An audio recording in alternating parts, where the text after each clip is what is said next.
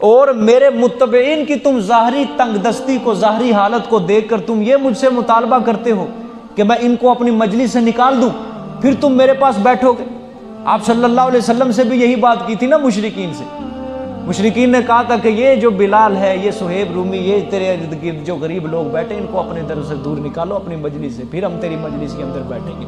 ہم نہیں سمجھتے ہم جیسے معززین لوگ ان غریبوں کے اندر بیٹھیں، غریبوں کے اندر ہم نہیں بیٹھے، یہ کم تر ہے ہم سے۔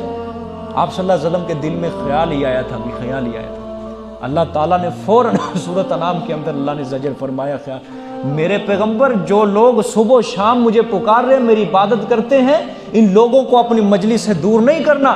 اگر آپ نے اپنی مجلس سے ان کو دور کر دیا تو آپ بھی ظلم کرنے والوں میں سے ہو جائیں گے۔ سمجھ آئیے کہ نہیں؟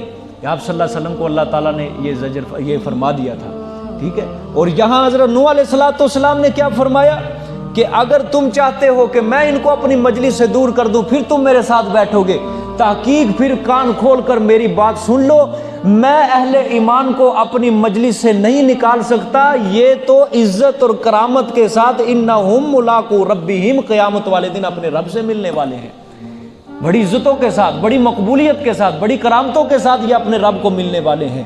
لیکن وَلَكِنِّي أَرَاكُمْ قَوْمًا تَجْهَلُونَ، میں تمہیں خیال کرتا ہوں، میں دیکھ رہا ہوں تم ایک جہالت والی باتیں کرو، جاہل قوم ہو، کہ اپنے مال دولت اور موٹر بنگلے کو تم عزت سمجھتے ہو، اور اہل ایمان جو اللہ کے نزدیک عزت والے ہیں، مقام والے ہیں، مرتبے والے ہیں، تم ان کو حقیر، کمینہ اور ذلیل سمجھتے ہو، رذیل سمجھتے ہو۔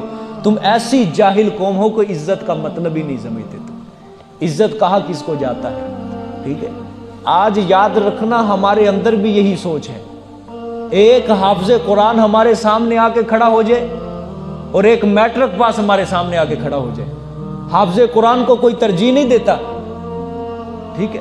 ڈگری یافتہ آدمی کو سارے ترجیح دیتے ہیں، ماشاءاللہ یہ بہت پڑھا لکھا ہے، اور جس نے 30 سپارے اپنے سینے میں محفوظ کر لیے اس کو کوئی نہیں دیکھتا اس کی طرف، اس کو سارے رذیل سمجھتے ہیں، بد اخلاق سمجھتے ہیں۔ اور یہ تو عوامی ذہن ہے نا سارا۔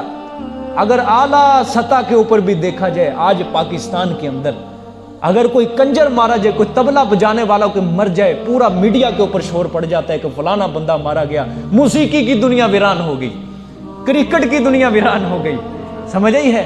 پتہ نہیں کون سی دنیا ویران ہوگی، طبلے کی دنیا ویران ہوگی، ہارمونیم کامیڈی کی دنیا ویران ہو گئی۔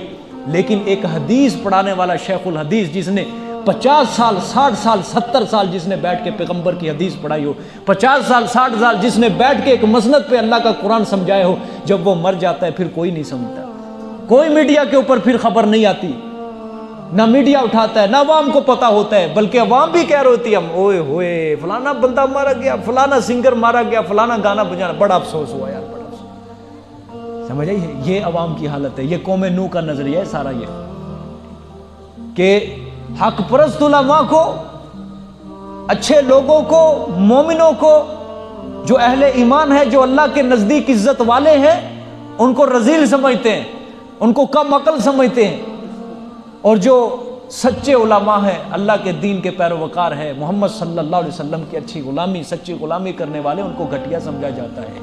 سمجھ آئی ہے؟ آج سے اپنا یہ عقیدہ نظریہ بدل لو، یہ نظریہ ٹھیک نہیں ہے، یہ مشرکین کافروں والا نظریہ ہے۔ جس کے پاس مال ہے، جس کے پاس دولت ہے، جس کے پاس پیسہ ہے، وہ اچھا ہے، وہ بڑا عقل مند ہے، ٹھیک ہے۔ اور جو مولوی صاحب ہے، جو اللہ کا قرآن پڑھانے والا ہے، جو حدیث سمجھانے والا ہے، وہ کیا ہے؟ وہ کم عقل ہے، وہ نادان ہے، وہ جاہل ہے وہ بندہ، اللہ معاف فرمائے۔ اور جس نے MBA کیا، جو جس نے ڈبل MA کیا، ڈبل MA انگلش کیا، وہ ہے پڑھا لکھا۔ جو مولوی 8 سال پڑھ لے، اللہ کا قرآن سمجھے، بخاری شریف سمجھے، حدیث سمجھے، وہ ان پڑھ ہے۔ اور جو انگلش پڑھنے والا ہے وہ کیا ہے؟ وہ پڑھا لکھا ہے ان کے نزدیک، سمجھ آئیے کہ نہیں؟ اور حکام بھی دیکھ لو، ایسے ہی لوگ ہیں، علماء کی کوئی قدر نہیں ہے، علماء کے کوئی مقام نہیں ہے ان کے نزدیک، ان کے نزدیک مقام ہے صرف پڑھنے والے کا، ٹھیک ہے۔ ان کے نزدیک مقام ہے صرف جس نے MA کیا ہو، جس نے BA کیا ہو، جس نے FA کیا ہو۔ ایک اچھا عالم جو قرآن سمجھانے والا ہے، اس کا کوئی معیار نہیں آج معاشرے کے اندر، وہ کم عقل ہے، ٹھیک ہے۔ کیا تعلیم ہے؟ خاک تعلیم ہے۔ مدارس کے لوگوں کو آج یہ لوگ جاہل کہتے ہیں، استغفر اللہ، جہالت کے اڈے کہتے ہیں مدارس کے لوگوں کو، سمجھ آئی ہے؟ اور کالج یونیورسٹیوں کے لوگ یہ ماڈرن لوگ ہیں، یہ معاشرے کے ساتھ چل رہے ہیں جی، یہ ہیں عقل مند لوگ، خاک تعلیم ہے۔ ایک اللہ معاف فرمائے، ایک طرف تو یہ تعلیم ہے کالج یونیورسٹی کی جس کے اندر الف سے انار، بے سے بلی، ٹے سے ٹوپی، جیم سے جوتا، یہ خاک تعلیم ہے یہ. اور جس بچے نے اپنے سینے کے اندر 30 سپارے قرآن کے محفوظ کر لیے ہوں، جس بچے کو ایک مولوی صاحب نے پڑھایا قل هو اللہ احد اللہ الصمد لم یلد ولم یولد ولم یکن لہ کفوا احد، اور یہ پارلیمنٹ کے اندر ان کو تو سورت بھی نہیں آتی، سورت اخلاص بھی نہیں آتی، قرآن کی سب سے چھوٹی صورتیں جو ہے. سمجھ آئی ہے کہ نہیں؟ خود اپنے آپ کو عقل مند سمجھتے ہیں، اور مدارس کے لوگ جو ہے یہ جہالت کے ڈے ہیں سارے کے سارے. جہاں قرآن پڑھا جاتا ہے، جہاں نبی پاک صلی اللہ علیہ وسلم کی حدیث پڑھائی جاتی ہے، قال رسول اللہ صلی اللہ علیہ وسلم، 24 گھنٹے ہو رہا ہے اللہ کے رسول نے فرمایا، اللہ کے رسول نے فرمایا، جہاں 24 گھنٹے بچے اللہ کے قرآن کی تلاوت کر رہے ہیں، یہ جہالت کے اڈے ہیں ان کے نزدیک. یہ چاہتے ہیں کہ ہم بھی اپنی داڑیاں کٹوائیں، یہ چاہتے ہیں ہم بھی پینٹ پتلون پہنیں، ہم بھی اپنے گلے کے اندر ٹائی پہنیں. ان کے نزدیک پھر ہم بنیں گے اصل لوگ بنیں گے ان کے نزدیک ہم پھر یہ. اور چونکہ ہم نے محمد صلی اللہ علیہ وسلم کی غلامی کو اپنے سینے سے لگایا، ہم نے محمد صلی اللہ علیہ وسلم کے پیغام کو اپنے سینے کے اندر محفوظ کیا، اللہ تعالیٰ کی کتاب کو مولوی نے اپنے سینے کے اندر محفوظ کیا، ان کے نزدیک اس وجہ سے ہم گھٹیا لوگ، کم عقل لوگ ہیں. خیر اللہ تعالیٰ کی ذات دیکھ رہی ہے، سمجھ آئی ہے؟ اللہ تعالیٰ کی ذات دیکھ رہی ہے. تو حضرت نوح علیہ السلام نے بھی یہی فرمایا، تم ایسی جاہل قوموں کی عزت کا مطلب ہی نہیں سمجھتے تم لوگ.